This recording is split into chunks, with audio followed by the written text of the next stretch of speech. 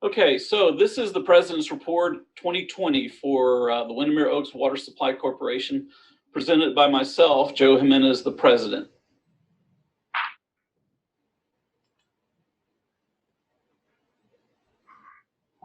All right, we're going to use just a standard corporate strengths, weaknesses, opportunities, and threats format for this presentation. Now let's get to the threats to our system. This, of course, is not a pleasant part of not a pleasant part of this presentation, but I'm going to be as honest. I'm going to be absolutely honest and call it like I think the facts line up. Let's go back a little ways to 2018. We had this lawsuit filed against the Water Corporation. It was case 47531. It was Toma Integrity, which was made up of Renee French, Bruce Sorgan, and Richard Dial, and originally a member, Danny Flunker, and then I think he might have bowed out. But this was one of the first cases, or the first case against us in recent years. The trial court decided against Toma. This was the judge's ruling, the final judgment. And that final judgment continues onto the second page. And it says, the court hereby renders final judgment for plaintiffs that defendant Windermere Oaks Water Supply violated Texas Government Code Section 551041 and the WOWSC Board actions in December 19, 2015 and February 22, 2016, as alleged by plaintiffs. All other prayers for relief in this case are denied. So that was the decision, that everything else that they asked for was denied. I don't think many people in this neighborhood are very new, and they have never seen what the agenda item issue was all about. And so I thought it would be good just to show everybody that the agenda, one of the agendas that was referenced in the judgment. And you can see down here on number 5 that it says executive session to discuss real estate, personnel, or legal matters. This is a recent agenda from one of our board meetings. And we can see that the board may go into executive session under Texas Government Code 551071, consultation with attorney, to discuss item 10, which were legal matters. We included an item number 11, consideration and possible action on items discussed in executive session. That item was not present in this agenda, and it was the reason for the lawsuit.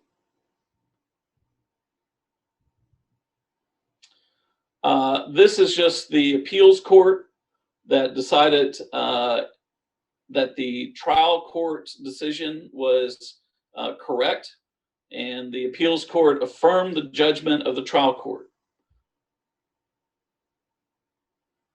The appellees, the plaintiffs, took the case to the Supreme Court, and on February 14th of 2020, the Supreme Court said that the motions for rehearing of the following petitions for review are denied. And in this case, it was Toma Integrity.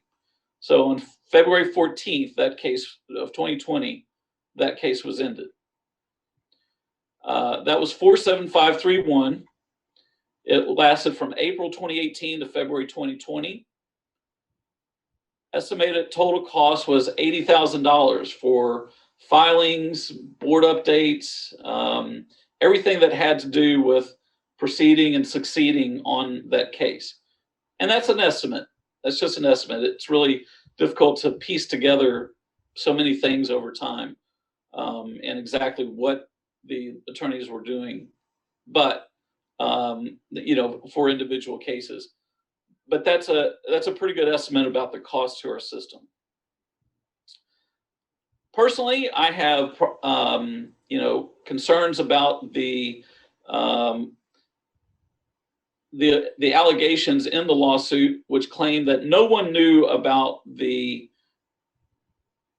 sale, the marketing and sale.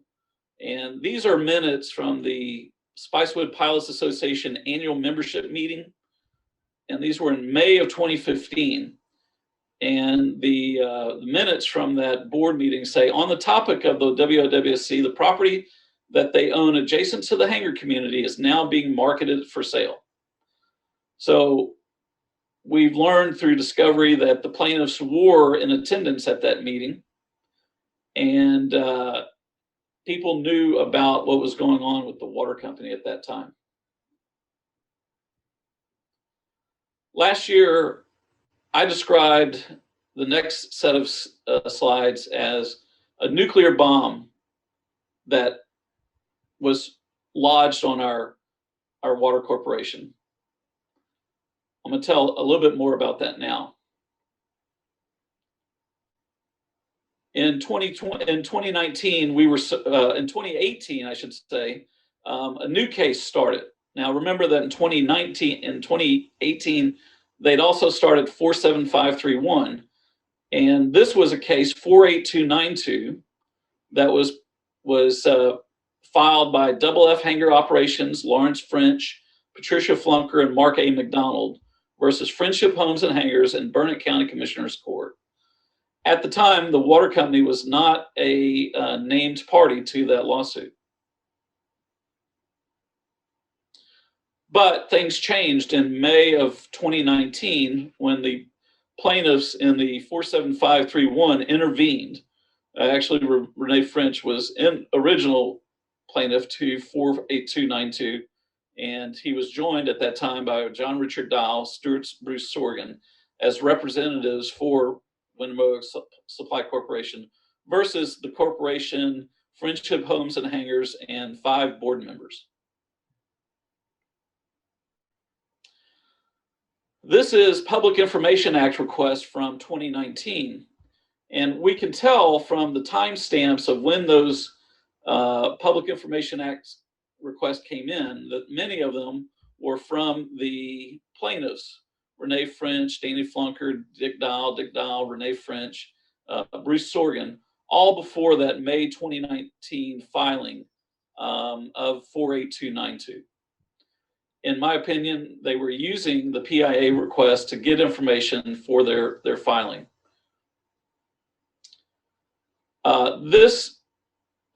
This case is now, this looks like a duplicate slide, so my apologies.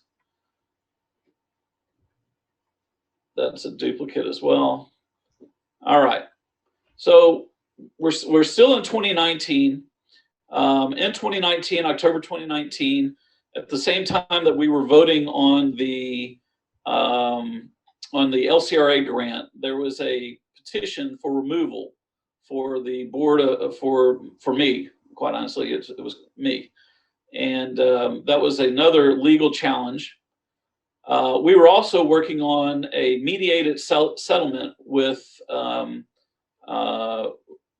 the company that bought the land from the corporation for an October 26th meeting. That meeting was held on October 26th on a Saturday for all of our members to attend, and we had a 4-hour meeting that was very constructive. We got a lot of community input, and we thought that it was very important to have that meeting so that our members would understand that we wanted to operate as transparently as possible in all matters regarding these lawsuits and land sales. Well, little did we know that that would not be acceptable to the plaintiffs in 48292, because they then, a few weeks later, turned around and added myself, David Bertino, Mike Nelson, Dorothy Taylor, and Norm Morse to the lawsuit. So they expanded their lawsuit to cover additional directors. I wanted the members to take a close look at the invoices from October of 2019. And we're not going to do this for every month, but I just thought it would be instructive to look at October 2019. And the reason is because this is going to play into future discussion about the rate case. On this page, we can see all types of activities that were occurring. We had PIA requests. If you start at the top on October 1st, there was a PIA request from Danny Flunker. There were other PIA requests that were coming in.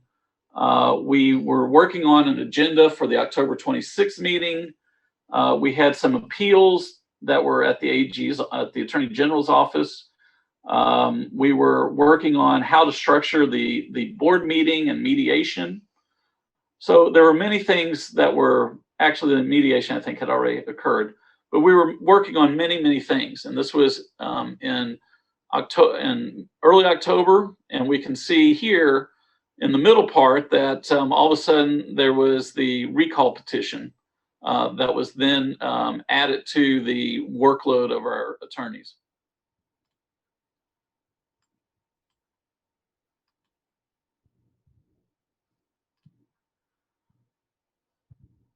This is more of the invoice from October 2019. And this is more of the invoice from 2019 with a total of $15,700. But they were working every single day on some issue of the water company. And October 26th, they were here in Windermere Oaks at a meeting to help us with issues that were brought up in 47531. So just to summarize, in 2019, our legal costs were $166,000 and a little bit more, but that's close enough. So let's get to 2020 and see how all of this rolls into what happened in 2020 and where we are now. We in February of 2020, down at the bottom, considered a rate increase to help us pay for the bills that were coming in from the attorneys for November and December. And we'd gotten wind of what their amounts were in January, and we said we are absolutely going to have to get a rate increase to keep up with the rate of legal requirements from our members and the lawsuits. It was a responsible move on our part because otherwise our company could have become insolvent, as we'll see. In good old Windermere Oaks fashion, we then received a complaint or a petition that was filed with the Public Utility Commission of Texas by, I don't know, 60 members, something like that, who filed this is a legal petition which has significant impacts on water systems.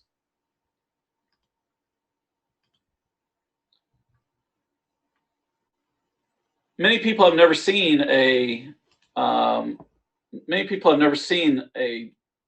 what's involved with a petition hearing, a rate case hearing. But in this case, I wanted to show everybody the technical and legal issues that are brought up, maybe not so much by the ratepayers themselves, but also by the staff who has greater familiarity with these issues. So this is page 1 of the issues that would be addressed. This is page 2. This is page 3. And these are all the issues that we are asking legal counsel for help in justifying the rates that were increased in February of 2020. This is a summary of what we have been charged by our law firm for the rate case. Some of these charges come into 2021, and some of the activity varies from month to month depending on what the filings were. I'm going to make a comment about the 1022 billing of $68,000. At the time, there were issues regarding the legal invoices for the rate case. The ratepayer representatives think that our legal fees were not reasonable in 2019, and that's one of their contentions for the rate case. Part of that, of course, was the defense of our right, or the company's right, to have privileged client information protected from Public Information Act requests. And so all of that got tied up in this month, in October, because it was apparent to us that the person who had filed the PIA request, Danny Flunker, was trying to get these invoices through the discovery process in the PUC case. And so there was a lot of legal issues that were involved, especially because the 48292 case was ongoing. And the reason for our cloaking, our desire to privilege those documents, was because of the case that was ongoing in 48292. So I've said a lot there, but it just involves the fact that once you're in litigation, issues can get very sticky and very expensive, so that you're not broadcasting what you're doing to the other side, and they want to see it. And that was the case right here. So let's recap a little bit. In 2019, we had legal fees of $166,000. That caused us in February to have a $65 per month rate increase. Then in 2020, a rate case was filed, and we've already spent through March of this year $148,000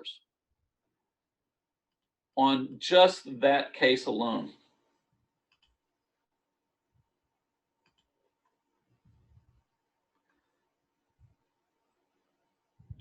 This case is projected to last through July of 2021, so we're going to see more legal expenses from that case.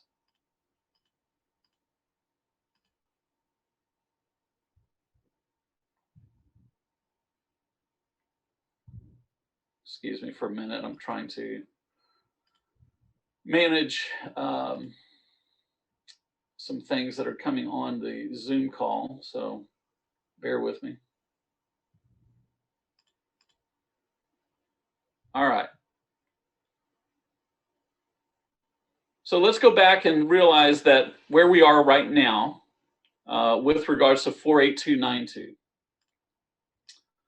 Where we are is that we have a motion for summary judgment in the court, which we put in on November 4th of 2020. That is our legal desire to ask the court to end some of these matters for most of the directors. Of course, when we filed that, we knew that the plaintiffs would desire to have additional discovery done in the form of depositions. And since November, we have had, I'm not even sure of how many, at least 6, maybe 8 depositions that have occurred in those ensuing months. And our last one was, I believe, in February for Mike as the corporate representative for the corporation. Here are some others that were either conducted or possibly delayed. We had numerous delays. You can tell that this is in February, and our motion for summary judgment was put in November. So there have been months of delays that have occurred around this process.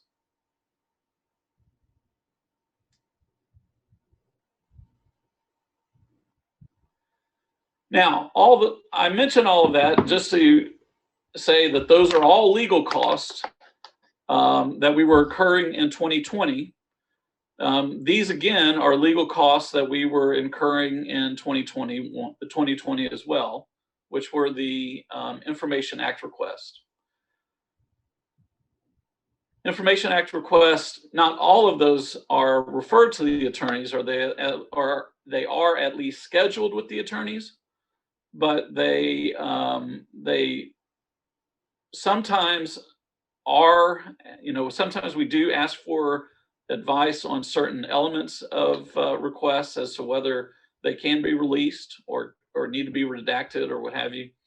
And this is just a summary of the fact that we did have more Public Information Act requests in 2020, which added to our legal fees.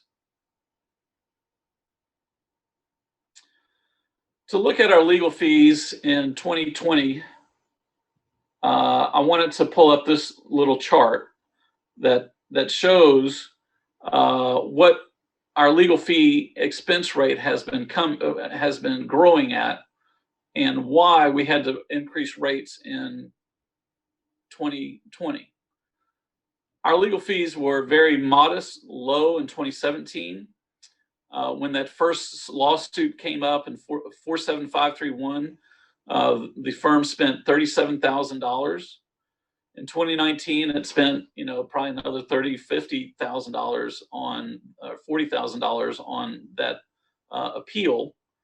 And then we had the other lawsuit come in. And we also had the petitions, we had the PIA requests, etc.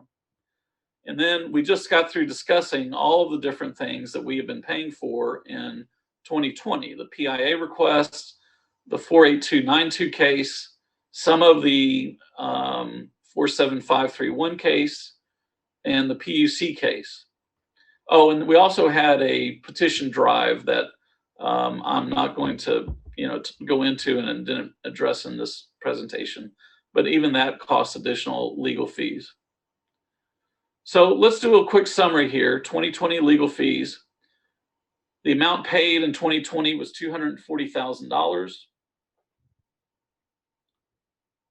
The amount of outstanding legal debt that we know of is $275,000.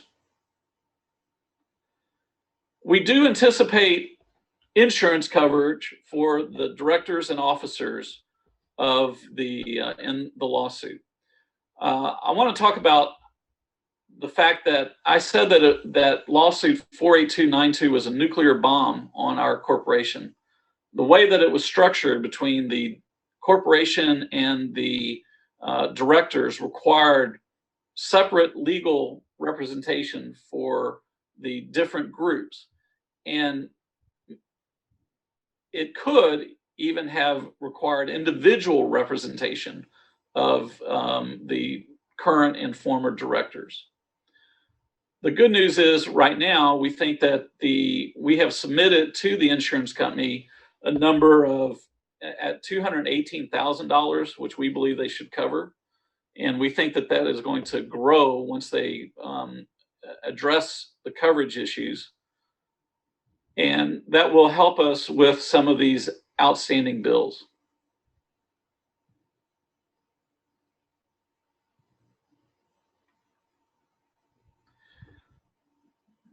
When we talk about threats to the neighborhood, I find it difficult on many levels that the people who are, looks like there's a duplicate sign in here, that the people who are suing the company, in this case we have Richard Dial putting up a sign somewhere at the airport, it looks like, claiming that the candidates that he supports will stop the lawsuits. There's one person or three people at least in that lawsuit that can stop the lawsuits, and that's Mr. Dial, Mr. French, and Mr. Sorgan. And to the extent that even Ms. Fuller was involved in the rate case, the person who started the lawsuit against us, she can stop it by withdrawing. I wanted to bring up the other result of all of this, and that is the fact that right now in the community, as it was expressed at the annual meeting in 2020, by Patty Flunker that all of the politics around this might end if we just sell the corporation to an investor-owned utility. And on the left side, we see an email that was discussed between Stephen Donahoe and Patricia Flunker on February 18th. And this was in anticipation of a February 29th event that they organized and had at the Pavilion for Aqua Texas to give our members the benefits, suggest the benefits of selling to an investor-owned utility. Patty Flunker and Josie then also included a question on their survey to members that they issued in August. Would you attend a town hall meeting to find out more about our water supply corporation becoming a private utility? And by that, investor owned, no more boards, elections, and politics. Here's the letter that was sent to people who submitted their responses.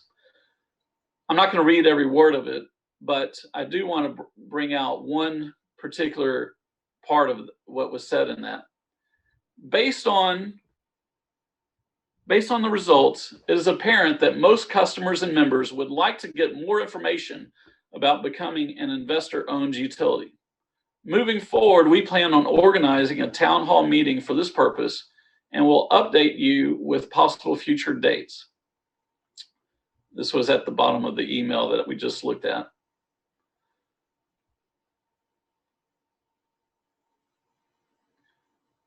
Our board in September asked NewGen Strategies to help us evaluate our financial situation at our corporation.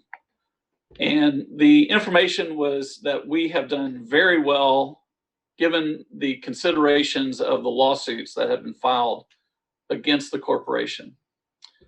And I want to point out, we asked NewGen to address the issue of becoming an investor-owned utility.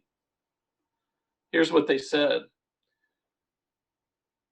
First, an IOU's return on investment includes profit that a not-for-profit entity does not require. Second, the IOU must pay taxes, property, sales, income taxes, that a not-for-profit entity does not pay. Thus, the IOU must charge, for the IOU to charge same or similar rates, it has to operate more efficiently. We're very efficient as we are right now. And third, the board that is elected by customers, our board is elected by customers, but the customers of IOUs must rely on the Public Utility Commission to ensure that rates, policies, and decisions are just, reasonable, and in the public interest of all ratepayers. And guess how they do that? They do that through a ratepayer protest process that costs the corporation a lot of money that then the corporation puts back onto the ratepayers.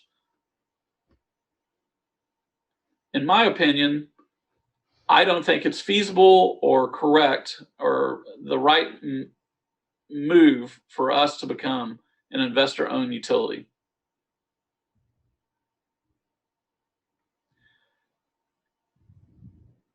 My final couple of slides here is this is our profit.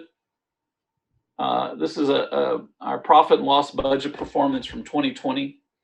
And you can see that despite the challenges, I want to go through this budget. Over here on the right side is the annual budget. That's just our projections. And over here on the left column, close to these items, is the actual. And in 2020, our actual was, some positive numbers. At the end of the day, we had net income of about $4,000. Now, this number over here, the $142,000 loss, that is what would have occurred had we not increased rates that created additional revenue of $16,000 a month to keep us solvent. if we had been burning through money at, $12,000 a month, which was what this reflects, our financial situation would be very poor right now and would be very limiting to our needs for growth and our needs to keep our corporation safe, clean, keep providing safe, clean water for all our residents. So I think with that, I'm going to conclude my report for 2020. And I hope that it was what our board members, expect for our members at the annual meeting in a couple weeks, or less than a couple weeks. If you have any comments or questions, I sure would like to entertain those now.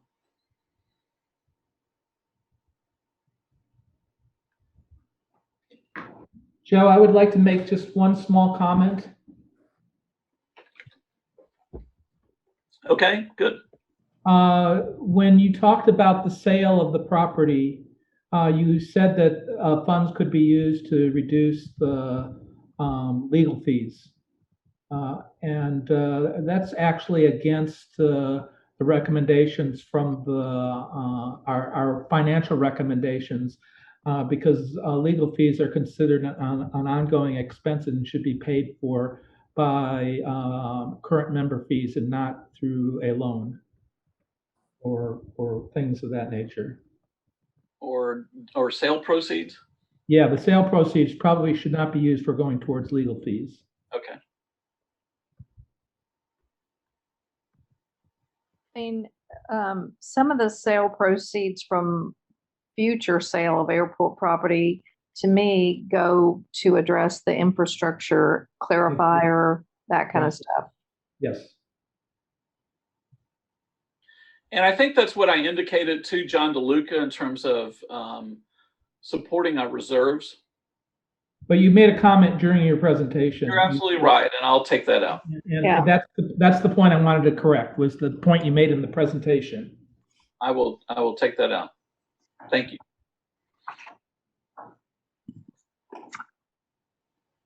Mike, did you have any comments or observations? I thought it was pretty thorough, and all in all, I thought it was good. It probably went a little too long for my preference, but I think there's been a lot there. And since there seems to be so much confusion in the neighborhood, I think that it was appropriate.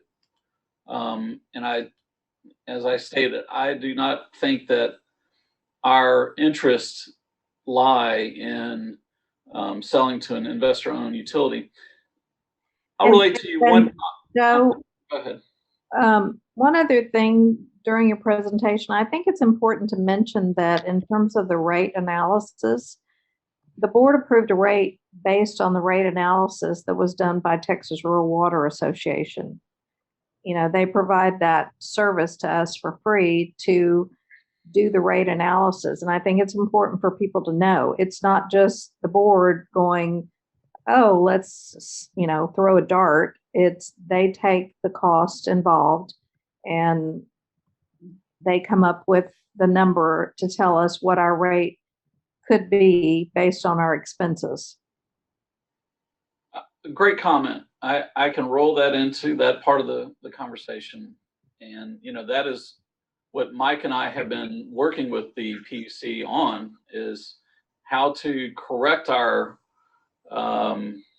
TRWA sheet so that, if this ever comes up again for, any future board, we can have an unassailable rate, sheet that. Well, I think that's what we relied on for the, previous before this rate increase. It was what we relied on. We used their analysis for rate decisions. So. Right.